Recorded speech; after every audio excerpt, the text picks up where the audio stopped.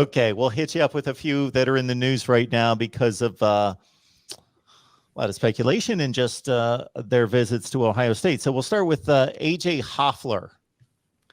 Yeah, AJ Hoffler, he is out of the greater Atlanta area, Woodward Academy. Ohio State's recruited that school before. 6'5", 245 defensive lineman. He's supposed to be visiting Columbus this weekend. He really likes Ohio State a lot. Ohio State's pretty interested in him as well. Could Hoffler decide to pull the trigger?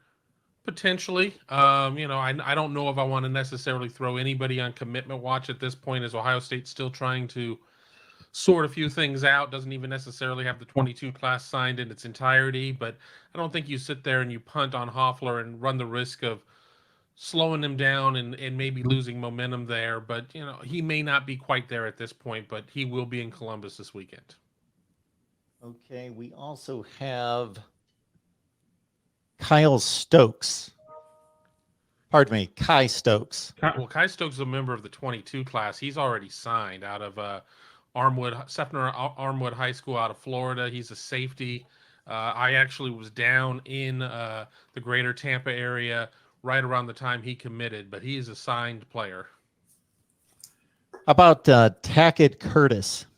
Tackett Curtis is out of Many, Louisiana, which is somewhere between Shreveport and Lake Charles, out there in the western. I had to do my map in my head. Western part of the state of Louisiana.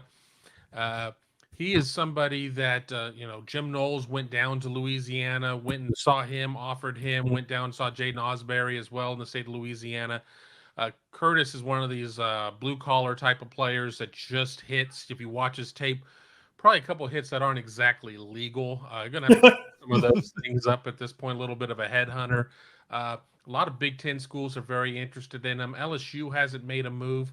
The good news is that he is not from a part of the state that is necessarily just a direct pipeline to LSU.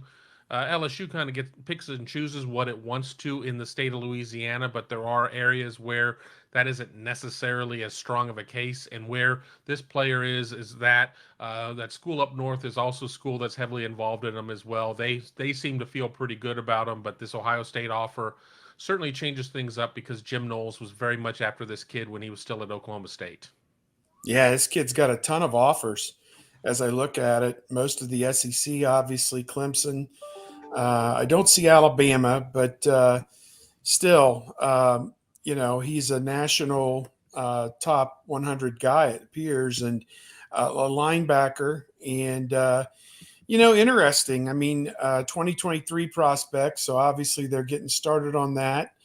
And I think that, again, you can't have enough guys that can run and hit and make plays. And this guy, from what I can tell, as Kevin said, he hits like a ton of bricks, and, we'll see how he would maybe fit into the Jim Knowles offense. Jim Knowles knows what he wants to fill the linebacker positions on this team, and I think for him to be out searching for his own groceries, that's probably a pretty good thing.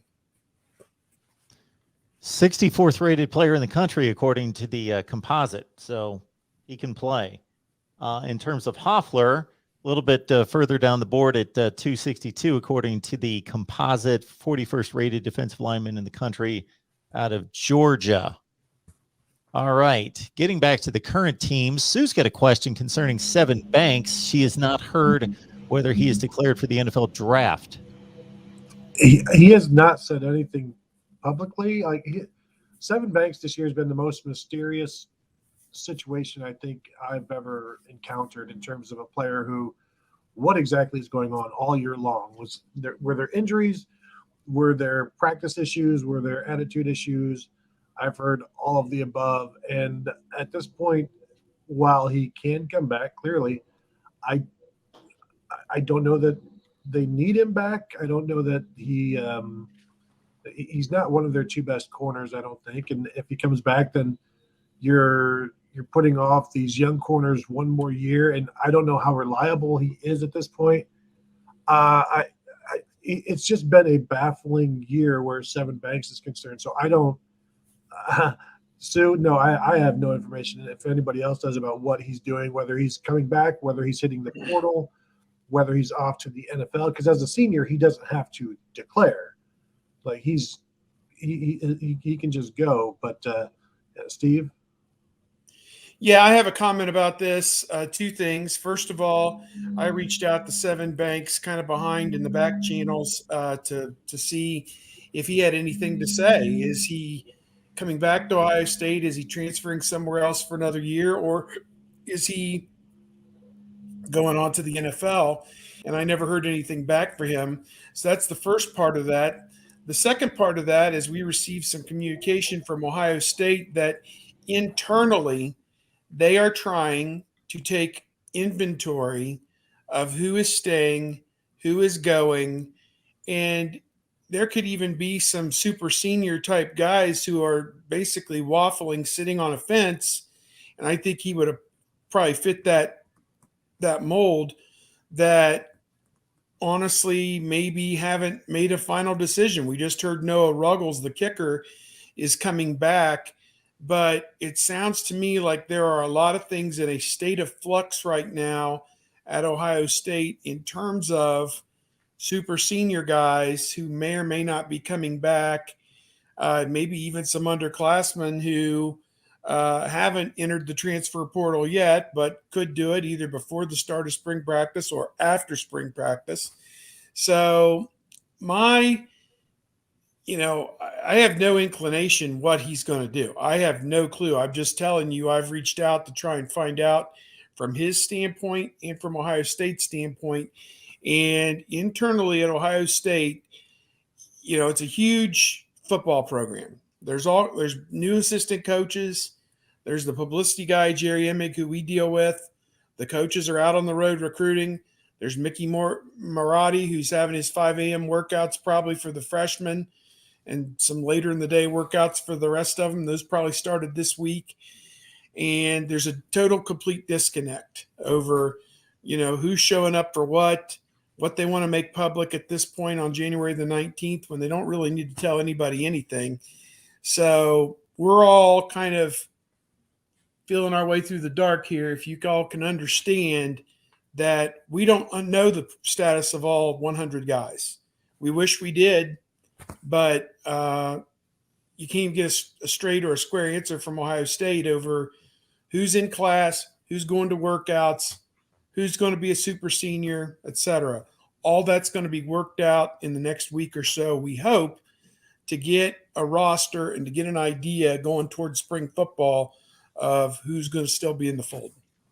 Yeah, you don't. I mean, I think that there are two different timelines out there. There was the timeline if you were going to forgo eligibility to go to the draft. There was that deadline. But I think if you're a super senior, I think that there's another deadline that's like another week and a half away that goes into early February, where you have to make your declaration at that point, or just you have to make it known. I mean, some people aren't going to make declarations. I think if you're looking at we're seeing so many people entering the portal and everything, you have to have an idea of what's going to come out at the other end. I mean, I wouldn't want to jump in the portal if I didn't have a good idea of what the market is for me at this point. So there's so much uncharted territory that we're dealing with right now. These super seniors, the whole movement of super seniors kind of just puts us in no man's land. So I think it's a lot harder to keep a grasp on everything of what's going on at this point. And as Steve said, you've got so much change in terms of the coaching staffs and everything. I think the guys are going to want to sit there and say, well, let me kind of see what this is all about for a couple of days, and then maybe then they'll make some decisions. Yeah, it could well be a case that the new cornerbacks coach, the new safeties coach, whoever, wants to look at, okay, what exactly is a Seven Banks, and let me look at his practice tape and his game tape. Oh, you only have 4 game tapes of him? What happened? Et cetera. Oh, he wasn't at these 28 practices? What happened? So I think, just use him as an example. I think there's going to be some assessment on each side, because if Ohio State has no use for him as a super senior, the new cornerbacks coach will convey that to him either directly or indirectly, just say, go on about your merry way, because it would be wasted effort for you to show up for spring football. So you know, and I again, just using him as an example of this process right now. And just to clarify, if I'm not mistaken, so the first date that Kevin alludes to just passed in declaring for the NFL draft for underclassmen but eligible players just a couple days ago on January 17th. In the case of, let's say, a Travis Dye, I think that date is February 4th. I think that's a Friday. Right. Yeah. So he can hit the transfer portal. He can declare for the NFL draft. He has hit the transfer portal, I should say, or remain at Oregon. And that's he's one case example of that second criteria there.